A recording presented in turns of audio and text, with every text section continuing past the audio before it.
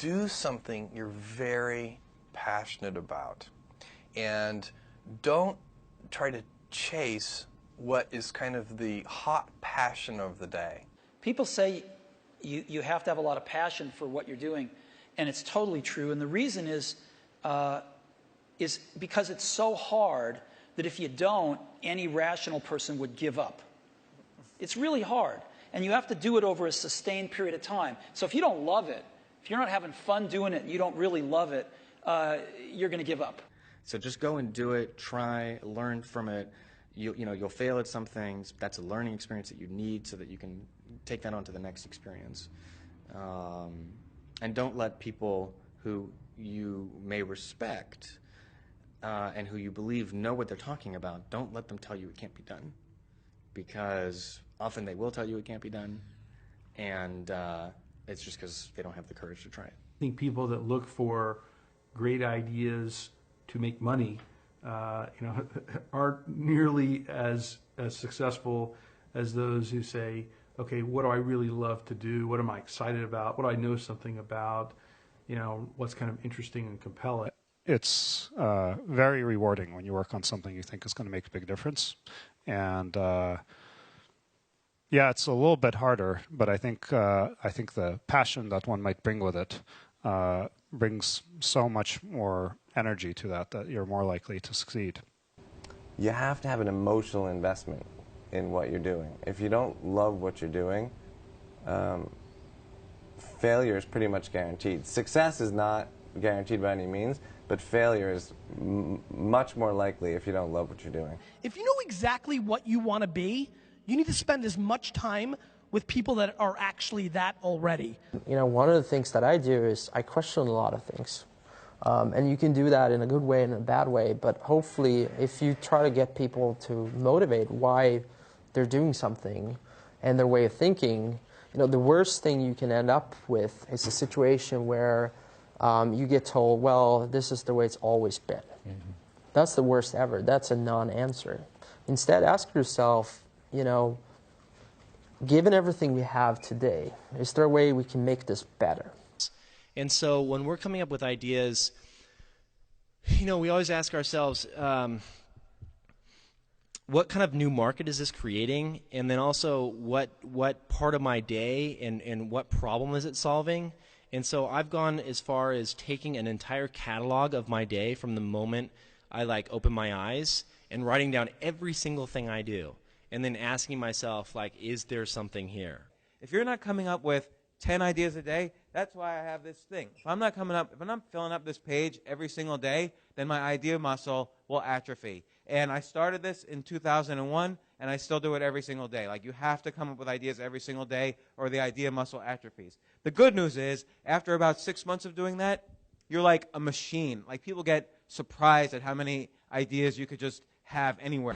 But understand that naturally nobody is interested in your idea. The world could care less, and you have to persuade them, and you have to show that you're the one person out there that can do it. When it comes to changing the world, what I learned from Steve Jobs is, if you believe in a Macintosh, if you believe in iPhone, iPod, iPad, if you believe enough, then you will see it. Because other people will believe in it. Other people will create software. Other people will create products. So you need to foster the belief in what you are dreaming so that it becomes a reality, which is very different than saying, I don't expect anybody to believe it until I see it. You need people to believe it before they can see it. Don't necessarily think that you have to have the home run and the huge Apple computer on your first start.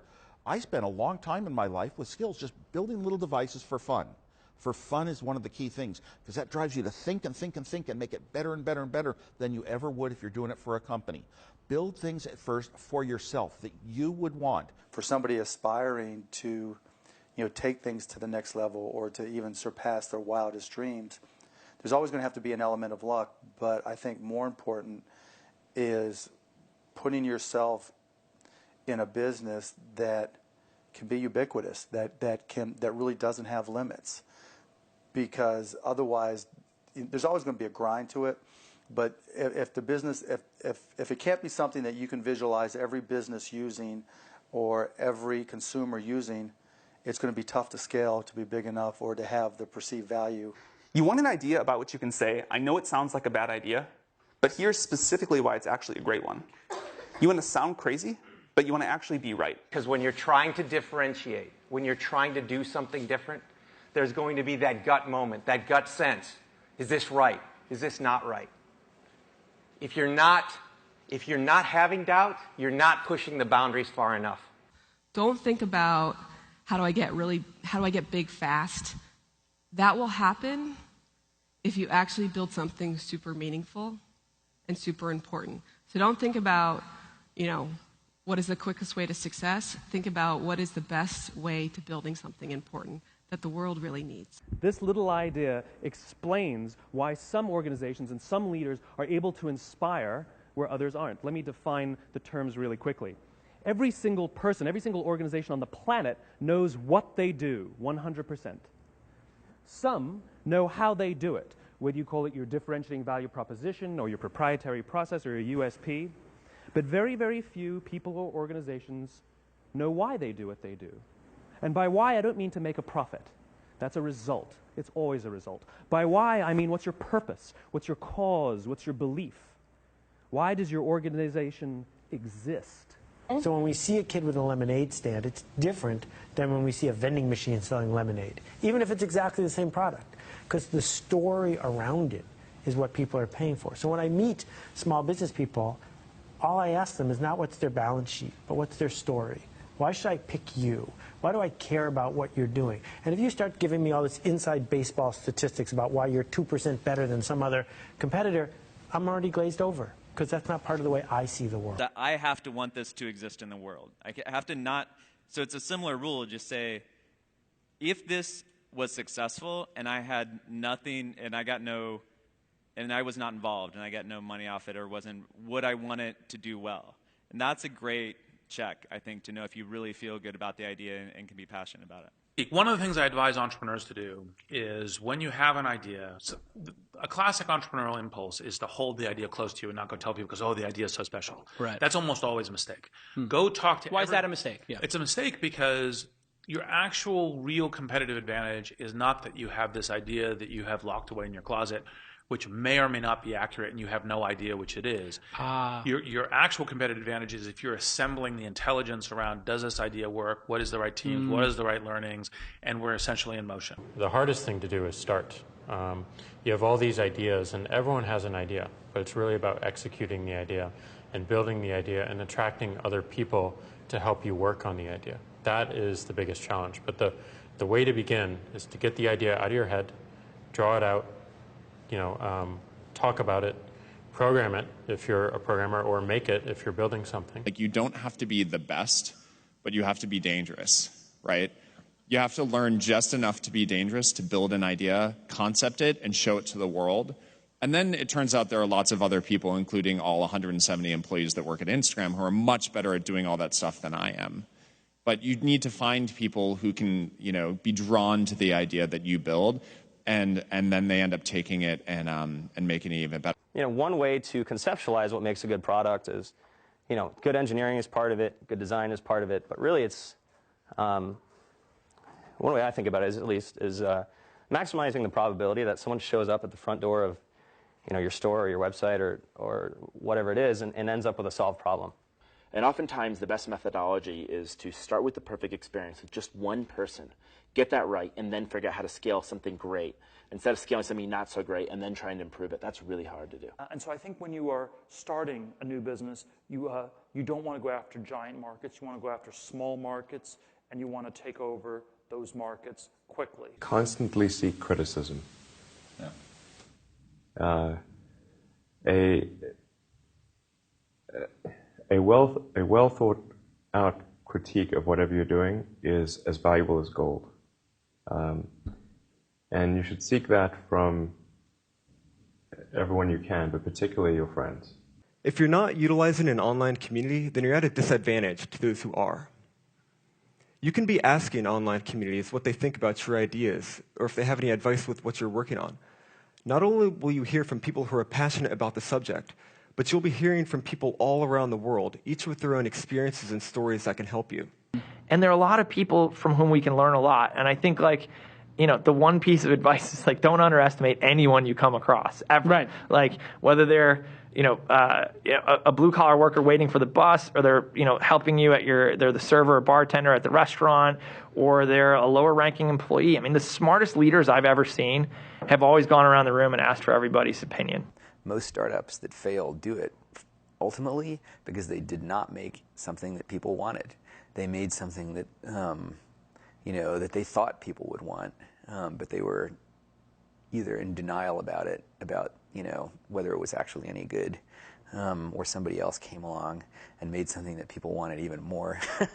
The best piece of advice that we've figured out as we've been doing courseware is not to let other people distract what you're doing. There's always haters that say, your idea is stupid, this idea is never going to work, don't even bother doing that because someone else is going to do it before you do. And if we listen to all that feedback that we were getting, all that negative feedback, we would never have built things, we would never have prototyped things. And that's how we really got to where we are. Like, we saw things that we wanted to build, and we just went out and built them. And it turns out when you build stuff that you like to use, there's a good chance that there's thousands of other people that want to use it too. And so it's not just about doing focus groups. It's not just about, you know, double checking your vision. It really is about integrating this concept of testing our ideas rigorously throughout the product development process, throughout the marketing process, even as we scale up. But what you really need to do is think about what is the smallest possible test that I can run for this idea, for this concept, for this theory, get it out there, and get customers using it. Because your customers are going to be the ones to tell you if it's really working or not. Like there's almost this expectation that you have to have in your mind, this sort of, I'm going to change the world, sort of make a dent in the universe kind of ambition, right? But it's actually okay early on to just kind of solve small problems in layers until you actually get to a point where you have the capacity to do that. What this all comes down to is doing something exceptional for your users, whether it's in community, whether it's in connection, or whether it's in design. This is our big advantage as a startup, is that we can actually get away with doing this. We can make this the core part of why we're doing business. I think you should be spending your money on teaching and sharing, and so that might mean hiring a writer or two, perhaps, instead of a marketing person. You know, and start writing and start getting people to listen to what you're saying. You can't talk about yourself all the time because no one's going to come back for that, but you have to talk about things that are relevant to your industry or ideas that you have and start to build that audience up. I do think that one thing that's important is, especially if you're a founder or a technical founder, is to realize that you can't do everything, and even if you can, you shouldn't. You should find a great partner no matter what it is that you're doing, and you should look for someone who is very high intelligence, very high energy, and very high integrity. And you need all three of those. You can't compromise on any one of them. Otherwise, you'll end up with either someone who's not smart, which does you no good, or someone who's not hardworking, which also does you no good, or the worst case is you end up with a smart, hardworking crook who ends up working against your interests. And integrity is something that takes a lot of time spent with someone to figure out. The most important thing when you're working with people early is that you guys line up on what your goals are. That sounds really basic, but you can totally, it can be fine. You can want to build a small business that makes money, and you don't have to go to an office every day. Or you can want to build a huge company. You can want to build Google. But I think you have to be really, really aligned on that. And a lot of corporations have, they might call them core values or guiding principles or so on, but the problem is usually they're very lofty sounding. They kind of read like a press release the marketing department put out. They sound just like their competitors, and maybe you learn about it on day one of your job, but then it becomes this meaningless plaque on the lobby wall. Well, we wanted to come up with committable core values, and by committable, meaning we're willing to hire or fire people based on those values, completely independent of their actual job performance. The definition of values is they're the behaviors or principles that you religiously adhere to within your company. When I say religious, I mean that no amount of data will sway you from those principles, and the degree to which that you have the courage to maintain your conviction around those ideas is the degree to which you're going to be successful over the long term. A company is simply a group of people, and as a leader of people, you have to be a great listener, and you have to be a great motivator, you have to be very good at praising and looking for the best in people, People are no different from flowers. If you water flowers, they flourish. If you praise people, they flourish. And that's a critical attribute of a leader. So I kind of like half jokingly with a lot of people say that, my job is basically like to be the assistant for the rest of the company. Like my job is to make sure that like you have what you need, that it's and basically you have everything you need to kick ass. Like that's my job. If you don't have that, then let me know because I'm not doing my job. There are a lot of things that are outside of your control. A lot of external circumstances will determine the success of your idea, whether the market timing's right for this new kind of service, or whether people, whether a customer, like the economy's right for your kind of service, right? Whether you meet the right people who will finance your company. Many external circumstances are like outside of your control and but will affect the outcome, and you have to be okay with that. Another quality that I think is important is kind of being flexible-minded or open-minded. I'm not saying you shouldn't have a vision for your idea or your product, but you need to be open to changes. So many things go wrong when you're starting a company, and often I think people ask, what mistakes should you avoid making? And my answer to that question is don't even bother trying to avoid mistakes because you're going to make tons of mistakes, right? And the important thing is actually learning quickly from whatever mistakes you make and not giving up, right? And I mean, there are things every single year of Facebook's existence that could have killed us or made it so that it just seemed like moving forward and making a lot of progress just seemed intractable. But you just kind of bounce back and you learn, and nothing is impossible. You just have to kind of keep running through the walls. The two things we really zero in on people are, two things. They sound simple, they end up being very difficult. Courage and genius. Courage is the one we talk about a lot because it's the one that people can learn. Courage, which is to say not giving up in the face of adversity. Just being absolutely determined to succeed, is something that you can like force yourself to do. It can be very painful. You can force yourself to do it. The genius part is a little bit hard to force yourself to do.